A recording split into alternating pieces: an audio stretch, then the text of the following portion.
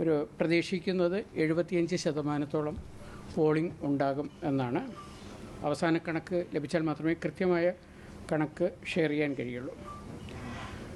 ഒന്നാം ഘട്ടത്തിൽ 15,422 polling സ്റ്റേഷൻസിലാണ് polling നടന്നത്.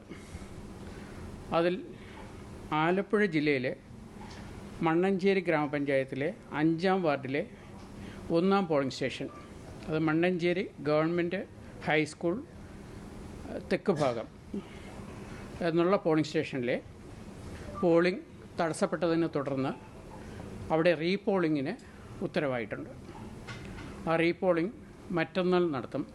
രണ്ടാം ഘട്ടത്തിൽ മറ്റ് 7 ജില്ലകളിലെ പോളിംഗ് നടക്കുന്നതോടൊപ്പം ഈ പോളിംഗ് സ്റ്റേഷനിലെ റീപോളിംഗ് നടക്കുന്നതാണ്. അതൊഴിച്ചാൽ എല്ലാ മണ്ഡലങ്ങളിലെയും എല്ലാ പോളിംഗ് സ്റ്റേഷനിലെയും പോളിംഗ് സുഗമമായി നടന്നിട്ടുണ്ട്. കാര്യമായ ക്രമസമാധാന പ്രശ്നങ്ങളൊന്നും തന്നെ ഉണ്ടായില്ല. ശാന്തമായ അന്തരീക്ഷത്തിൽ സമാധാനപൂർവമായിട്ടുള്ള ഒരു പോളിംഗ് ആണ് ഇന്ന് നടന്നത്. ഇന്ന് വൈകുന്നേരം 6 മണിയോടുകൂടി മറ്റന്നാൾ പോളിംഗ് നടക്കേണ്ട, വോട്ടെടുപ്പ് നടക്കേണ്ട 7 ജില്ലകളിലെ, തൃശ്ശൂർ മുതൽ കാസർഗോഡ് വരെയുള്ള 7 ജില്ലകളിലെ മുഴുവൻ ജില്ലകളിലും പരസ്യ പ്രചാരണം സമാധാനപരമായി അവസാനിച്ചിട്ടുണ്ട്. ആ ജില്ലകളിലെല്ലാം നാളെ രാവിലെ 9 മണിയോടുകൂടി പോളിംഗ് സാധനങ്ങളുടെ വിതരണം ആരംഭിക്കും. നാളെ ഉച്ചയ്ക്ക് ശേഷം എല്ലാ പോളിംഗ് പാർട്ടിയും എല്ലാ പോളിംഗ് സ്റ്റേഷനിലും എത്തിച്ചേരും എന്നാണ് പ്രതീക്ഷിക്കുന്നത്. അതിനാവശ്യമായിട്ടുള്ള എല്ലാ മുന്നൊരുക്കങ്ങളും പൂർത്തീകരിച്ചിട്ടുണ്ട്.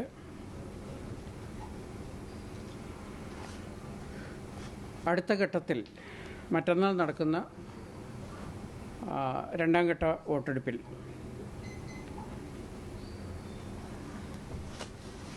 ആകെ പോളിംഗ് സ്റ്റേഷനുകൾ 18,274 ആകെ ഉള്ള പോളിംഗ് സ്റ്റേഷനുകൾ 18,279 അതിൽ ആന്തൂർ നഗരസഭയിലെ 5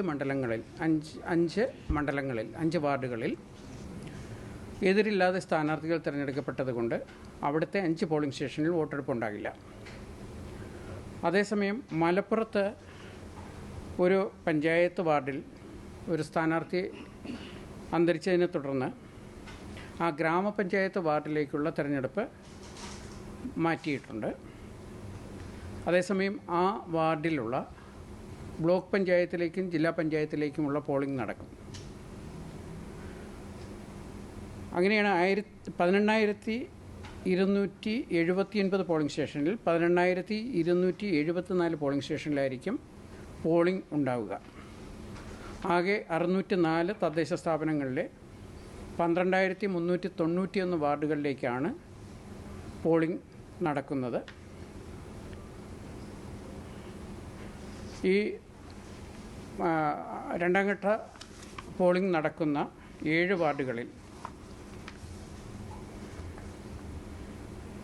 ജില്ല തിരിച്ച് തൃശ്ശൂർ ജില്ലയിൽ 81 സെൻസിറ്റീവ് ബൂത്തുകളുടെ കാര്യമാണ് പറയുന്നത്.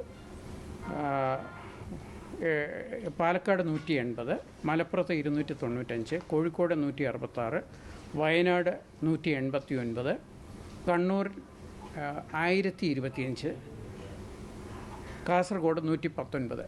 ഇത്രയും സെൻസിറ്റീവ് പോളിംഗ് സ്റ്റേഷൻസ് ഉണ്ട്.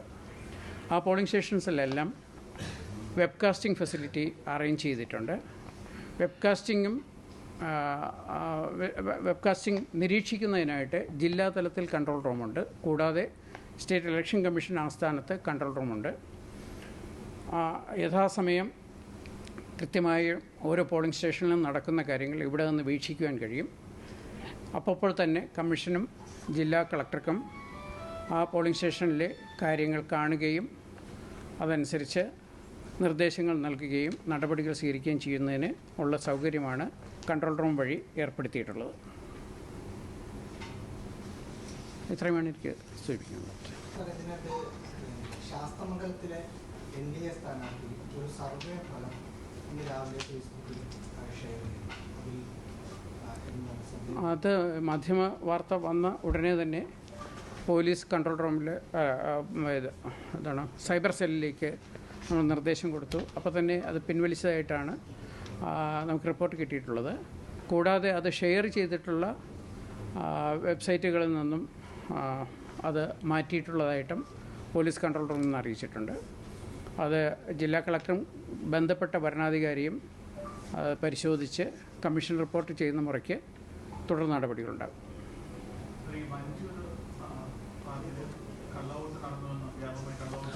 പരാതി കിട്ടിയിട്ടില്ല. അത് കൺസേൺ റിട്ടേണിംഗ് ഓഫീസറാണ് അത് പരിശോധിക്കേണ്ടത്. അങ്ങനെ എന്തെങ്കിലും പരാതികൾ വരികയാണെങ്കിൽ ആദ്യ തലത്തിൽ റിട്ടേണിംഗ് ഓഫീസർ തന്നെ പരിശോധിക്കുകയും കൂടുതൽ നടപടി ആവശ്യമാണ് എങ്കിൽ അത് കമ്മീഷൻ റിപ്പോർട്ട് ചെയ്യുകയും ചെയ്യും. റിട്ടേണിംഗ് ഓഫീസറും കളക്ടറുമാണ്. ഇന്നത്തെ ഈ വോട്ടെടുപ്പ് വളരെ സമാധാനപരമായി നടത്തുന്നതിന് സഹകരിച്ച എല്ലാ ജീവനക്കാരെയും പ്രത്യേകിച്ചും പോലീസ് ഉദ്യോഗസ്ഥരെ കമ്മീഷൻ്റെ ഭാഗത്തു നിന്ന് അഭിനന്ദിക്കുകയാണ്. ഇതേ ക്രമീകരണം തന്നെയായിരിക്കും നാളെയും മറ്റന്നാളും ഉണ്ടാകുക.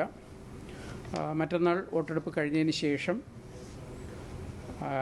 ശനിയാഴ്ചയാണ് വോട്ടെണ്ണൽ നടക്കുന്നത്. ശനിയാഴ്ച 244 വോട്ടെണ്ണൽ കേന്ദ്രങ്ങളിലും 14 ജില്ലാ കളക്ടറേറ്റിലും ആണ് വോട്ടെണ്ണുക. അത് രാവിലെ 8 മണിക്ക് ആരംഭിക്കും. ജില്ലാ കളക്ടറേറ്റിലെ ജില്ലാ പഞ്ചായത്തിൻ്റെ പോസ്റ്റൽ ബാലറ്റ് മാത്രമായിരിക്കും എണ്ണുന്നത്. ഗ്രാമപഞ്ചായത്തിൻ്റെയും ബ്ലോക്ക് പഞ്ചായത്തിൻ്റെയും വോട്ടുകൾ ബ്ലോക്ക് തലത്തിൽ ക്രമീകരിച്ചിട്ടുള്ള വോട്ടെണ്ണൽ കേന്ദ്രങ്ങളിലും 152 ബ്ലോക്ക് തല കേന്ദ്രങ്ങളാണ് വോട്ടെണ്ണൽ കേന്ദ്രങ്ങളാണുള്ളത്. കൂടാതെ മുനിസിപ്പാലിറ്റി കോർപ്പറേഷൻ തലത്തിലുള്ള വോട്ടെണ്ണൽ കേന്ദ്രങ്ങളിൽ അതത് മുനിസിപ്പാലിറ്റികളുടെയും കോർപ്പറേഷൻ്റെയും വോട്ടുകൾ എണ്ണുന്നതാണ്. രാവിലെ മുതൽ തന്നെ ട്രെൻഡിൽ ഈ റിസൾട്ട് ലഭ്യമാകും. അത് ഉച്ചയോടുകൂടി വോട്ടെണ്ണൽ പൂർത്തിയാക്കാൻ കഴിയുമെന്നാണ് കരുതുന്നത്. അതനുസരിച്ചുള്ള ക്രമീകരണങ്ങൾ വരുത്തിയിട്ടുണ്ട്. ഇന്ന് പോളിംഗ് ഓഫീസേഴ്സിന് പ്രിസൈഡിംഗ് ഓഫീസേഴ്സിന് പോൾ മാനേജർ ആപ്ലിക്കേഷൻ നൽകിയിട്ടുണ്ടായിരുന്നു. അതുവഴിയാണ് റിയൽ ടൈം ബേസിസിൽ നമുക്ക് പോൾ പെർസെൻറ്റേജ് അറിയാൻ കഴിഞ്ഞത്. കൂടാതെ ആ പോളിംഗ് സ്റ്റേഷനിൽ നടക്കുന്ന എല്ലാ കാര്യങ്ങളും റെക്കോർഡ് ചെയ്യുകയും അപ്പോൾ തന്നെ അപ്ലോഡ് ചെയ്യുകയും ചെയ്യുന്നുണ്ടായിരുന്നു പോൾ മാനേജർ ആപ്പ് വഴി. അതുകൊണ്ട് തന്നെ വളരെ സിസ്റ്റമാറ്റിക്കായിട്ട് കൃത്യമായി കാര്യങ്ങൾ നമുക്ക് ലഭിക്കുന്നതിന് സൗകര്യമുണ്ടായി. 6 മണിക്ക് ശേഷം ക്യൂവിൽ നിൽക്കുന്നവർ ഉൾപ്പെടെയുള്ളവരുടെ വോട്ട് രേഖപ്പെടുത്തിയതിന് ശേഷമായിരിക്കും ഫൈനൽ പോൾ പെർസെൻറ്റേജ് റിപ്പോർട്ട് ചെയ്യുക. അപ്പോൾ ഫൈനൽ 1 അവറിലുള്ള പോൾ പെർസെൻറ്റേജാണ് നമുക്ക് ലഭിക്കാനുള്ളത്. 6 മണിക്ക് കിട്ടിയ ഇപ്പോൾ അവസാനം ലഭിച്ച പോൾ പെർസെൻറ്റേജ് 71%. അത് ഇങ്ങനെ അപ്ഡേറ്റ് ചെയ്തുകൊണ്ടിരിക്കുകയാണ്. 8 മണിയോടുകൂടി നമുക്ക് ഫൈനൽ പോൾ പെർസെൻറ്റേജ് ലഭിക്കുമെന്നാണ് കരുതുന്നത്.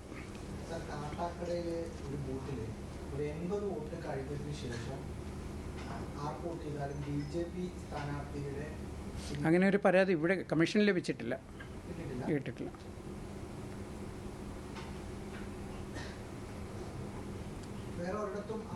അങ്ങനെ പ്രത്യേകിച്ച്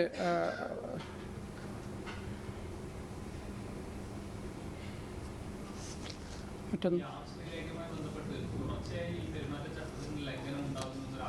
സാധാരണ ഇലക്ഷൻ പ്രോസസ്സ് സ്റ്റാർട്ട് ചെയ്ത് കഴിഞ്ഞാൽ അത് റിട്ടേണിംഗ് ഓഫീസറാണ് സർവാധികാരി. റിട്ടേണിംഗ് ഓഫീസർ എല്ലാ പോയിൻറ്റ്സും നോട്ട് ചെയ്യുന്നുണ്ട്. ഇലക്ഷന് ശേഷം ഇലക്ഷൻ പെറ്റീഷനാണ് മൂവ് ചെയ്യേണ്ടത്. ആ സമയത്ത് ഈ പറയുന്ന എല്ലാ കാര്യങ്ങളും പരിശോധിക്കപ്പെടും.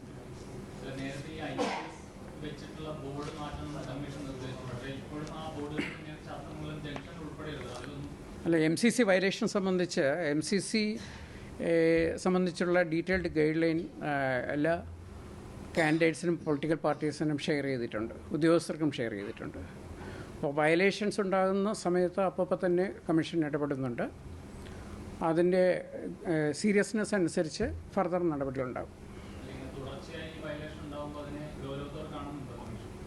കമ്മീഷൻ ഗൗരവത്തോട് കാണുന്നത് കൊണ്ടാണ് നടപടികളുണ്ടാകുന്നത്.